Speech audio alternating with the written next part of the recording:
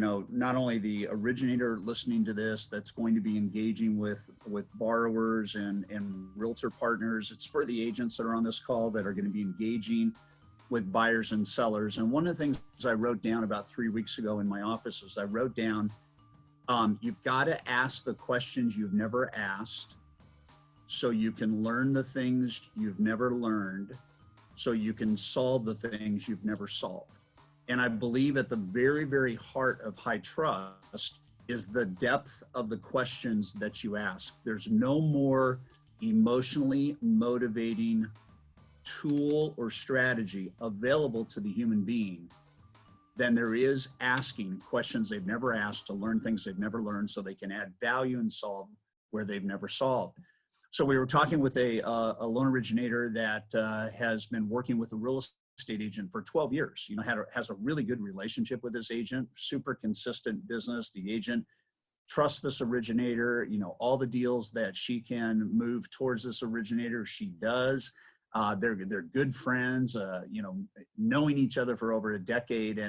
And in one of the personal coaching sessions we had with him, we talked about that same thing. Have you ever asked your agents the questions you've never asked them? Do you really know what's important to them? And do you really know how to come alongside them and deliver value beyond what the rest of your competitors are trying to deliver, right? And so he as an action plan, decided to go out and have a sit down with this agent. And it went something like this. Janice, I've been working with you for 12 years. I've valued our business for as long as we've been working together. We've helped hundreds of families finance real estate. But it dawns on me that I have never asked you a question that I need to ask you. Tell me why being a real estate agent right now for you is important to you. And she answered the question by saying 800,000. And this originator said, 800,000, what do you mean by that? And she said, 800,000. That's how much more money I need to make every single year for the next 3 years as part of my business plan. And this originator said, so why 800,000? She said, I want to be able to be in a position in 36 months to pay cash for a piece of land and build a home free and clear for my husband at his favorite lake, so that if I predecease him, he'll never have to worry about his dream coming true. And that's what's most important to me.